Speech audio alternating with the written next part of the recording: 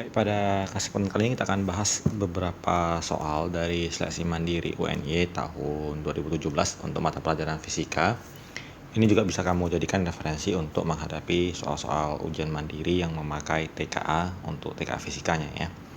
Jadi kita akan bahas kurang lebih 7 soal ya, dari beberapa topik yang sudah kita pilih. Kebanyakan mengambil topik tentang gerak ya, kemudian juga hubungan antara katrol, kemudian koefisien gesek, seperti itu, soal-soal yang umum keluar. Nah, kita mulai dari soal pertama. Disebutkan bahwa sebuah batu dijatuhkan secara bebas dari ketinggian 19,6 meter di atas permukaan tanah. Pada saat yang sama, sebuah batu yang lain dilempar vertikal ke atas dari permukaan tanah dengan kelajuan tertentu sedemikian rupa sehingga dapat mencapai ketinggian maksimum 19,6 meter. Kedua batu mencapai ketinggian yang sama pada saat T sama dengan berapa? Dengan nilai G sama dengan 9,8 meter per second kuadrat. Kalau kita gambarkan, ilustrasinya adalah sebuah batu yang berada di atas ketinggian 19,6. Berarti jarak dari batu ini ke permukaan tanah adalah 19,6. Dan sebuah batu lain lagi dilemparkan ke atas. Dan kedua batu ini akan berjumpa di satu titik. Nah, kalau kita gambarkan, ini adalah jarak yang ditempuh oleh batu pertama dan ini adalah jarak yang ditempuh oleh batu kedua. Totalnya itu sama dengan jarak awalnya tadi, yaitu 19,6. Jadi kita tuliskan S1 ditambah S2 sama dengan 19,6. Untuk batu pertama yang dijatuhkan bebas dari ketinggian awal ya, jarak S1 itu sama dengan setengah kali G kali T kuadrat. Dan untuk batu yang dilempar vertikal ke atas, S2 nya itu adalah V0T dikurang setengah GT kuadrat, dikurang karena dia akan semakin lama semakin lambat ya. Jadi gerak benda ke atas, gravitasinya ke bawah berlawan arah, maka kita gunakan tanda negatif. Sama dengan 19,6. Di sini setengah GT kuadratnya sama, kita coret, maka kita peroleh nilai bawah V0 dikali T sama dengan 19,6. Dan dari sini kita belum tahu nilai V0-nya, jadi belum kita bisa lanjutkan karena untuk mencari T-nya kita perlu data nilai V0. Kemudian kita akan gunakan data dari batu kedua, di mana disebutkan bahwa batu tersebut jika dilempar vertikal ke atas akan mencapai tinggi maksimum 19,6. Jadi tinggi maksimum dari suatu batu yang dilempar vertikal ke atas itu rumusnya adalah V0 kuadrat per 2G. Jadi kita masukkan angkanya adalah 19,6 sama dengan V0 kuadrat per 2 kali 9,8. Kita cari nilai V0 kuadratnya sama dengan berarti 19,6 dikali 2 kali 9,8. Untuk menghindari perhitungan yang agak banyak, hitungan koma dan akarnya, kita modifikasi sedikit rumusnya menjadi ini 196 kali 2, yang 10 nya kemari jadi 0,98. Dan 0,98 sendiri bisa kita tukar jadi 0,49 dikali dengan 2 tadi ya. Kita ulang, ini 2 kali, kita tukar jadi 0,98 saja. Nah, dari sini kita bisa ubah pola pengerjaannya. Ini menjadi V sama dengan akar dari 196 berarti 14. Kemudian untuk mengerjakan yang ini kita ubah lagi menjadi 0,49 tadi kali 2 ya. Jadi 2 kali 2 diakarkan jadinya 2, 0,49 jadi 0,7. Ini kita peroleh nilai V-nya.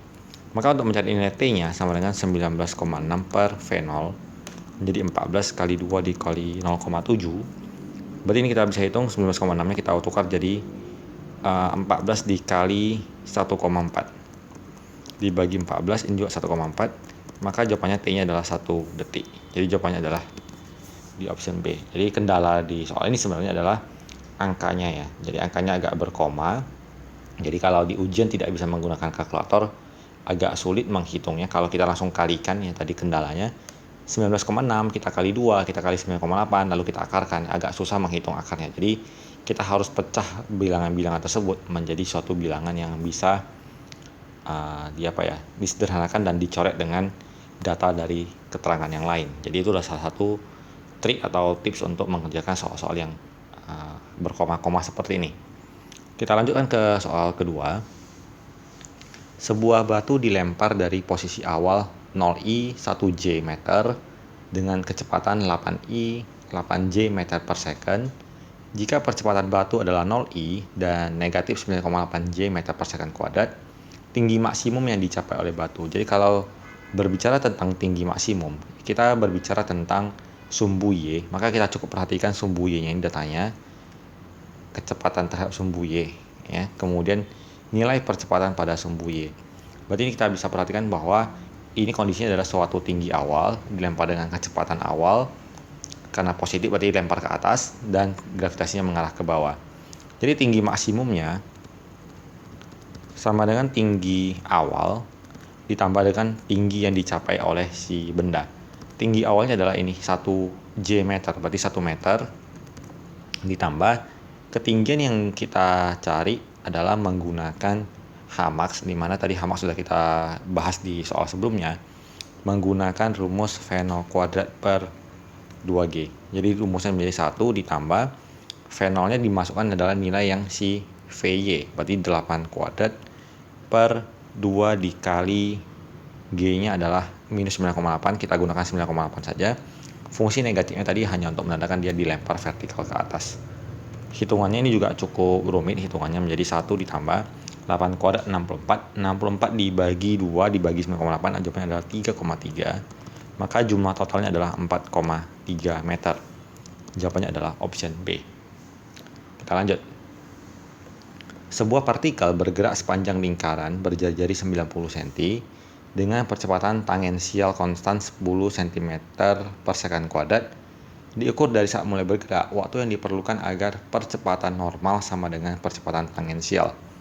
Jadi kalau kita perhatikan sebuah benda yang diputar pada suatu titik, ada suatu percepatan tangensial yang selalu mengarah tegak lurus pada pusat lingkaran, dan ada suatu percepatan normal yang keluar dari si pusatnya. Jadi dari sini kita akan perhatikan keterangannya disebutkan bahwa waktu yang diperlukan agar percepatan normal sama dengan percepatan tangensial. Jadi percepatan normal sama dengan percepatan tangensial. Nah, akan kita bahas dulu bagaimana mencari rumus dari percepatan normalnya. Kebetulan kan percepatan tangensialnya sudah diberikan nilainya ya. Cuma ini kita harus ubah ke meter menjadi 0,1 meter per second kuadrat, dan nilai jari-jarinya kita tukar ke meter jadi 0,9 meter. Besar nilai dari percepatan normal ini bisa kita hitung dengan menggunakan rumus V kuadrat per R sama dengan A tangensial. Nah, nilai V-nya belum ada. Kita gunakan rumusnya adalah V sama dengan V0 tambah AT, maka V-nya sama dengan, karena mula-mula belum bergerak ya, saat mulai bergerak berarti mula-mula dia belum bergerak, berarti V0-nya 0, A-nya adalah 0,1 dan waktu yang ditanyakan, maka V-nya sama dengan 0,1 T. Kita substitusi nilai V-nya menjadi 0,1 T dikuadratkan dibagi R-nya 0,9 sama dengan tangensial tadi 0,1. Kita kali silang, ini menjadi 0,01 T kuadrat sama dengan 0,09. Maka T kuadratnya sama dengan 9, akarnya adalah T sama dengan akar 9 atau T sama dengan 3. Berarti jawabannya adalah option D. Kita lanjut. Sebuah bola bermassa M terikat pada sebuah tali dengan panjang L. Tali dan bola diputar pada bidang vertikal dengan kecepatan sudut W. Pusat rotasi berada di ujung tali yang lain. Tegangan tali pada saat bola berada di posisi terbawah. Jadi kita gambarkan sebuah model putaran benda vertikal. Ditanyakan ketika dia benda di posisi paling bawah, maka selalu ada gaya berat dari si benda mengarah ke bawah, tegangan tali yang mengarah ke pusat, dan gaya sentrifugal yang mengarah keluar dari pusat. Kalau kita perhatikan, T-nya ini mengarah ke atas sendirian, si FDS dan si W-nya mengarah ke bawah bersamaan, maka T sama dengan Fs ditambah W, yang arah yang sama kita jumlahkan.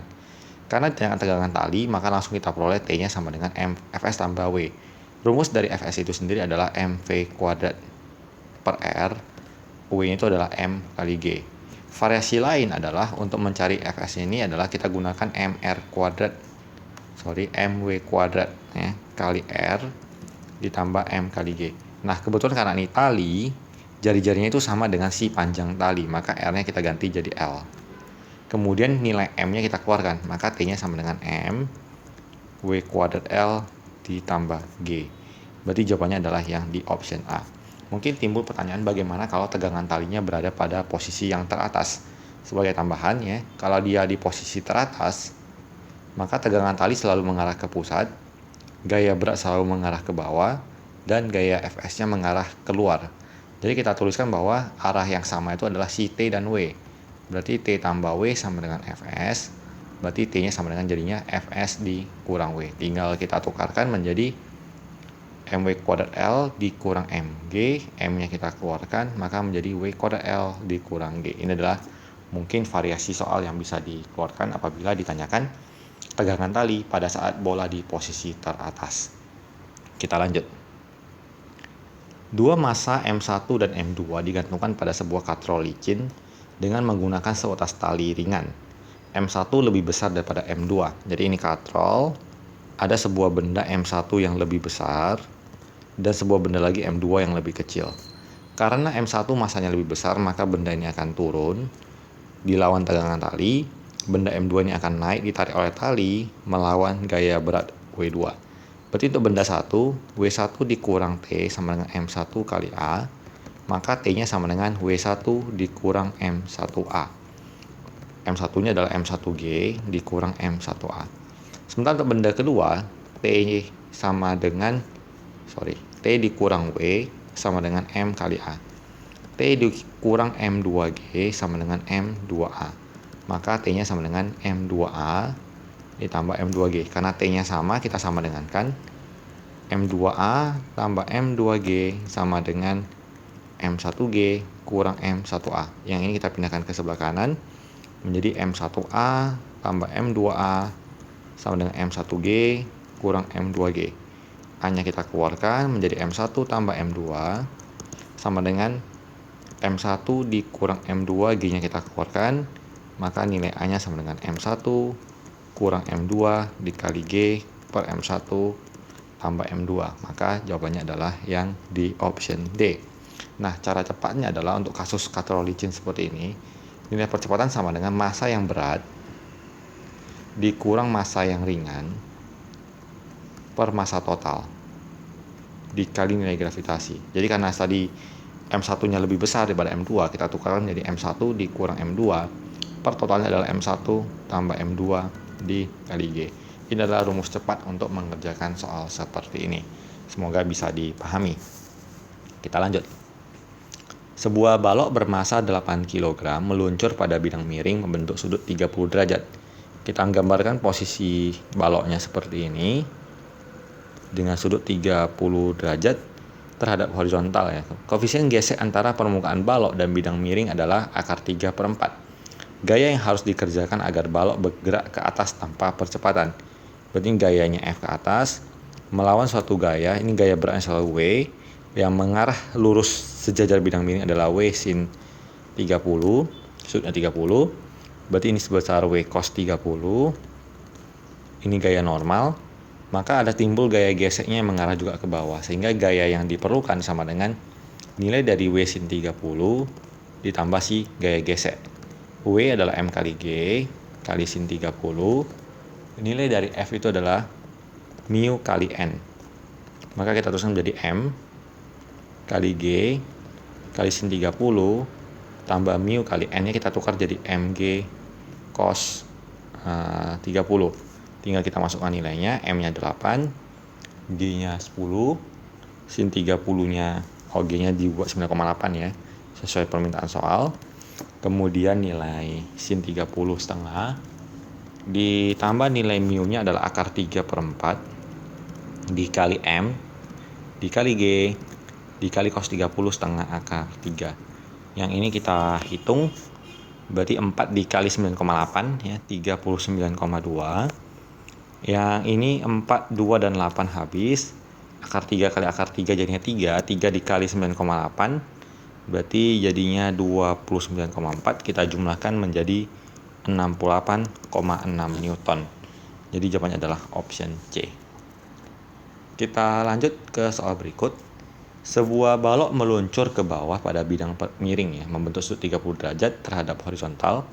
Jika koefisien gesek antara permukaan balok dan bidang miring adalah 1/3, maka persentase energi potensial yang awal didisipasikan menjadi panas selama pergerakan balok adalah berapa. Jadi yang ini dimasukkan adalah energi potensial yang berubah menjadi usaha oleh gaya gesek. Jadi untuk mencarinya kita bandingkan adalah usaha gaya gesek dibandingkan energi potensial kita kalikan dengan 100%. Nah, untuk si usaha gaya gesek itu adalah gaya dikali jarak. Gayanya adalah gaya gesek adalah mu dikali mg cos dikali jarak dibagi mgh kali 100%. Yang penting kita perhatikan adalah bahwa pada sebuah segitiga seperti ini ketinggian, ini S, dimana kalau kita perhatikan S per H itu sama dengan H per S seperti ini. Nilai H per S itu sama dengan sin theta ya. Jadi kita gantikan menjadi mu kali M kali G kali cos per M kali G kali sin dikali 100%. Nilai MG-nya sama, tinggal kita coret. Mu-nya sepertiga. Cos dibagi sin itu sama dengan kotangen, di mana kotangen 30 sama dengan akar 3. Kemudian dikali 100%. Akar 3 dibagi 3 itu memiliki nilai kurang lebih 0,5758 gitu ya. Jadi jawabannya adalah dikali 100 menjadi 57,7%. Kita ambil pembulatan menjadi 58%. Jawabannya adalah option B. Jadi demikian pembahasan dari soal UNY mata pelajaran fisika. Semoga bermanfaat bagi kalian dan bisa menjadi referensi menjawab soal-soal dengan tipe yang hampir sama barangkali. Kalau ada yang mau didiskusikan silakan ditanyakan di kolom komentar. Kita diskusi bersama bagaimana supaya kalian lebih memahami materi tersebut. Dan akhir kata tentunya semoga bisa membantu kalian lulus di seleksi UNY dan sampai jumpa di video selanjutnya.